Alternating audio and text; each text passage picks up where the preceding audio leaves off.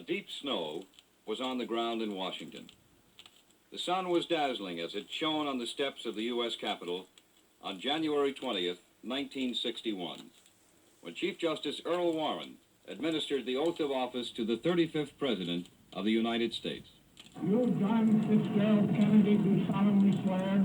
I, John Fitzgerald Kennedy, do solemnly swear that you will faithfully execute the office of President of the United States. that I will faithfully execute the office of President of the United States And will, to the best of your ability, and will, to the best of my ability, preserve, protect, and defend the Constitution of the United States. preserve, protect, and defend the Constitution of the United States. So help you God. So help me God.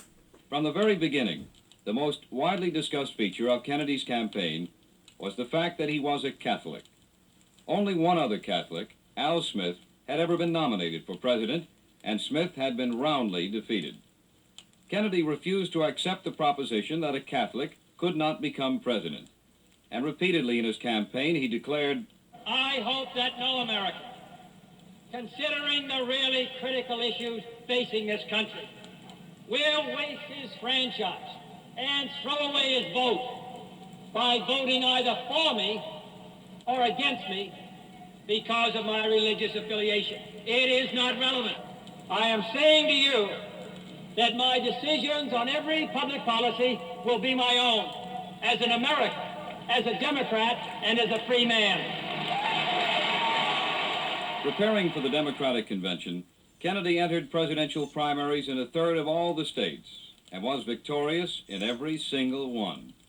Nominated on the first ballot in Los Angeles, Kennedy's acceptance speech set the guiding theme of his national leadership. We stand today on the edge of a new frontier, the frontier of the 1960s, the frontier of unknown opportunities and perils, the frontier of unfilled hopes and unfilled threats.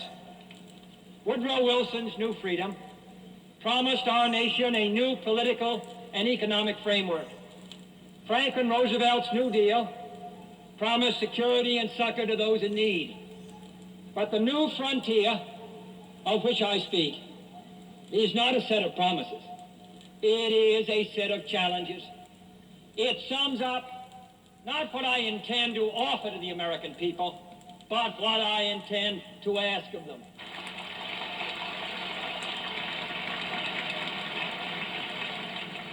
It appeals to our pride, not our security.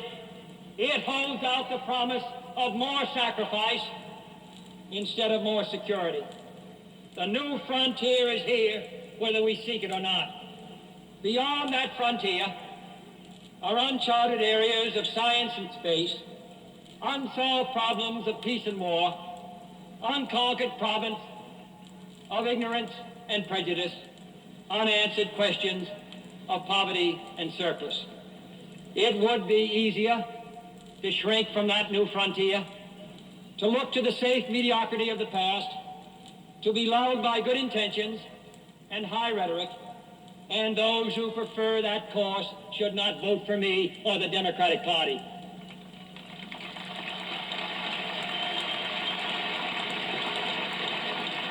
But I believe that the times require imagination and courage and perseverance.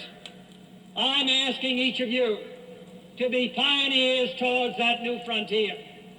My call is to the young in heart, regardless of age, to the stout in spirit, regardless of party, to all who respond to the scriptural call, be strong and of good courage, be not afraid, neither be dismayed.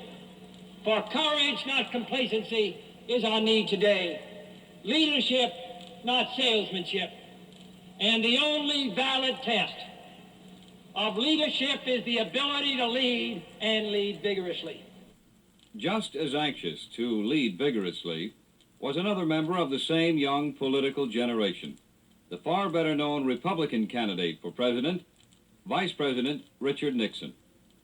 Nixon was originally considered a slight favorite in the race, but in the summer of 1960, the Eisenhower administration, and hence Nixon, lost considerable prestige as a result of the U-2 incident and a sudden rise in Cold War tension. The Republican administration was also damaged politically by a business recession, which Kennedy suggested he could do more about than Nixon. But perhaps the most decisive factor in providing Kennedy with his margin for victory was the development of an altogether new factor in American political campaigns: the broadcast debate. In 5 debates with Nixon, heard by the biggest radio TV audiences in history, Kennedy displayed a detailed grasp of national and foreign affairs, of personal self-confidence, and a quick wit under fire which gave him a decided advantage. As in the touch football exercises, which he and his family later made a part of the presidential image, Kennedy the campaigner was the very image of the man in motion, summoning a nation into motion. Said Kennedy in the first of the great debates, "The question before us all, that faces all Republicans and all Democrats, is, can freedom in the next generation conquer, or are the communists going to be successful?" That's the great issue. And if we meet our responsibilities, I think freedom will conquer. If we fail to move ahead, if we fail to develop sufficient military and economic and social strength here in this country, then I think that the tide could begin to run against us. And I don't want historians 10 years from now to say, these were the years when the tide ran out for the United States. I want them to say, these were the years when the tide came in.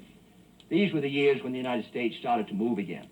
That's the question before the American people, and only you can decide what you want this country to be, what you want to do with the future. I think we're ready to move. In the latter days of the campaign, an extremely active effort by President Eisenhower appeared to have brought fresh life to the Nixon campaign. But on Election Day, the nation chose Kennedy. He was chosen by one of the smallest popular vote margins in history, and in the Electoral College by the second smallest margin in this century. Nevertheless, on January 20th, 1961, President Kennedy was inaugurated in an almost universal spirit of national goodwill and high expectations. This was the occasion for perhaps the most inspiring and best remembered of all the speeches of John F. Kennedy. Here in its entirety, the inaugural address. We observe today not a victory of party, but a celebration of freedom, symbolizing an end as well as a beginning, signifying renewal as well as change. For I have sworn before you and Almighty God the same solemn oath our forebears prescribed nearly a century and 3/4 ago. The world is very different now, for man holds in his mortal hands the power to abolish all forms of human poverty and all forms of human life. And yet the same revolutionary beliefs for which our forebears fought are still at issue around the globe. The belief that the rights of man come not from the generosity of the state, but from the hand of God. We dare not forget today that we are the heirs of that first revolution. Let the word go forth from this time and place to friend and foe alike that the torch has been passed to a new generation of Americans born in this century, tempered by war, disciplined by a hard and bitter peace, proud of our ancient heritage, and unwilling to witness or permit the slow undoing of those human rights to which this nation has always been committed and to which we are committed today at home and around the world.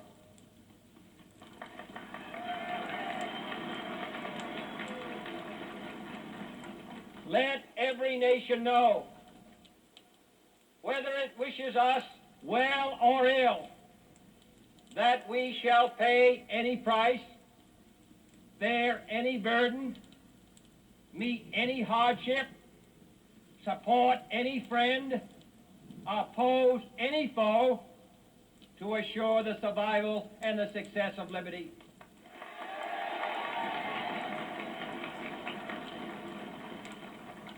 This much we pledge and more. To those old allies whose cultural and spiritual origins we share, we pledge the loyalty of faithful friends. United, there is little we cannot do in a host of cooperative ventures. Divided, there is little we can do, for we dare not meet a powerful challenge at odds and split asunder. To those new states whom we welcome to the ranks of the free, we pledge our word that one form of colonial control shall not have passed away, merely to be replaced by a far more iron tyranny. We shall not always expect to find them supporting our view, but we shall always hope to find them strongly supporting their own freedom, and to remember that in the past, those who foolishly sought power by riding the back of the tiger ended up inside.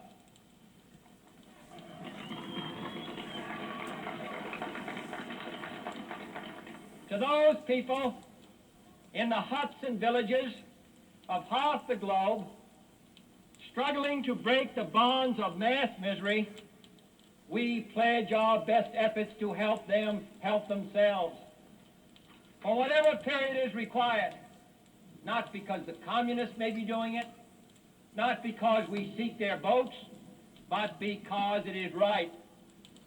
If a free society cannot help the many who are poor, it cannot save the few who are rich.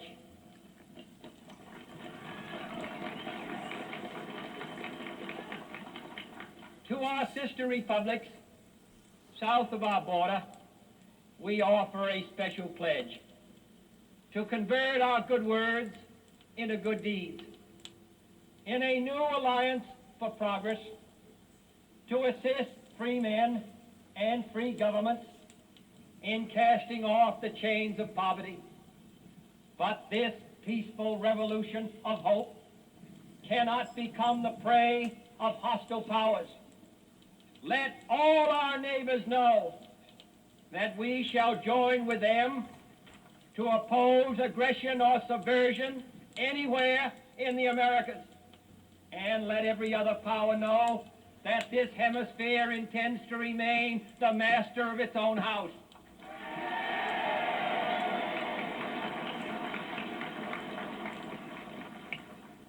To that World Assembly of Sovereign States, the United Nations, our last best hope, in an age where the instruments of war have far outpaced the instruments of peace, we renew our pledge of support to prevent it from becoming merely a forum for invective, to strengthen its shield of the new and the weak, and to enlarge the area in which its writ may run.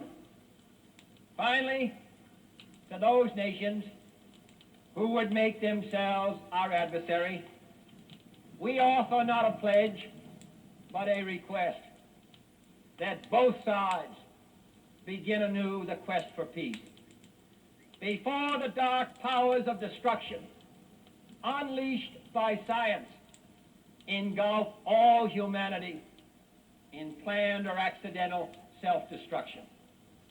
We dare not tempt them with weakness, for only when our arms are sufficient beyond doubt can we be certain beyond doubt that they will never be employed.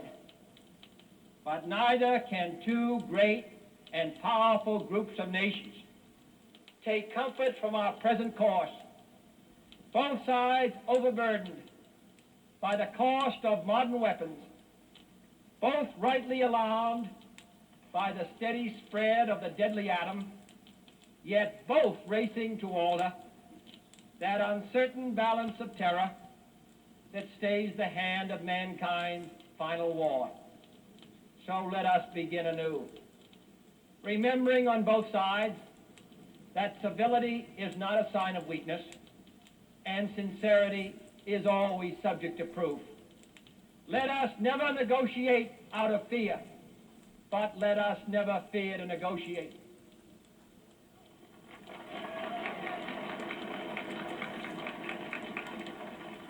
Let both sides explore what problems unite us, instead of belaboring those problems which divide us. Let both sides, for the first time, formulate serious and precise proposals for the inspection and control of arms, and bring the absolute power to destroy other nations under the absolute control of all nations.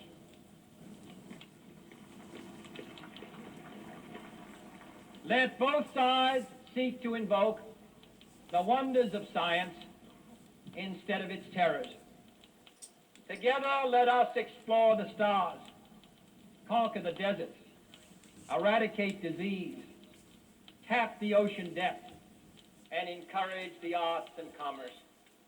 Let both sides unite to heed in all corners of the earth the command of Isaiah to undo the heavy burdens and let the oppressed go free.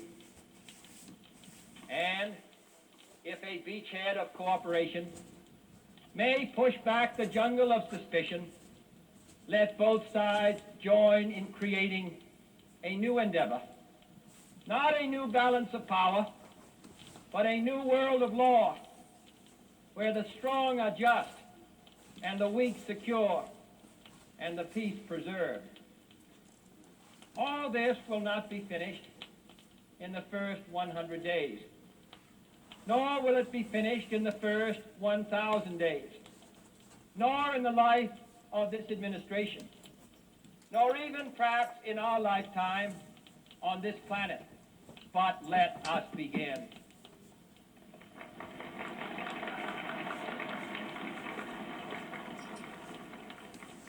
In your hands, my fellow citizens, more than mine, will rest the final success or failure of our course.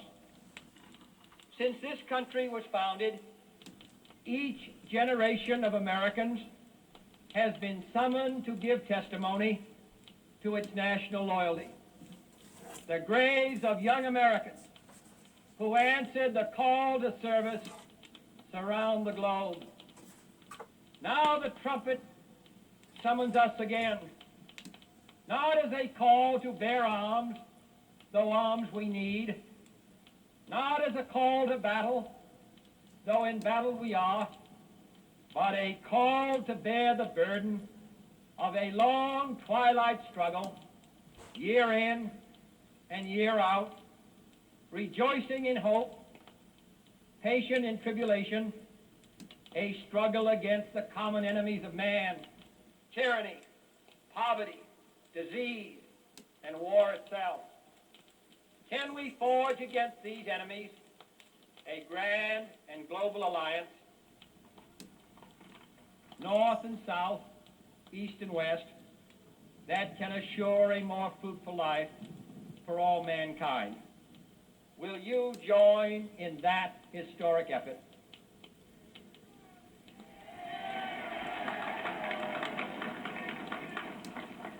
In the long history of the world, only a few generations have been granted the role of defending freedom in its hour of maximum danger. I do not shrink from this responsibility. I welcome it.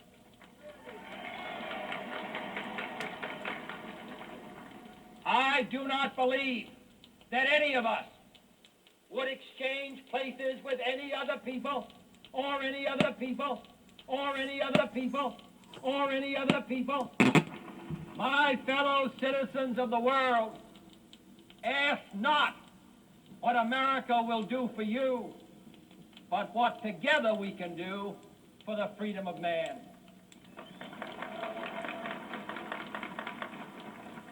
Finally, whether you are citizens of America or citizens of the world, ask of us here the same high standards of strength and sacrifice which we ask of you. With a good conscience, our only sure reward With history the final judge of our deeds, let us go forth to lead the land we love, asking his blessing and his help, but knowing that here on earth, God's work must truly be our own.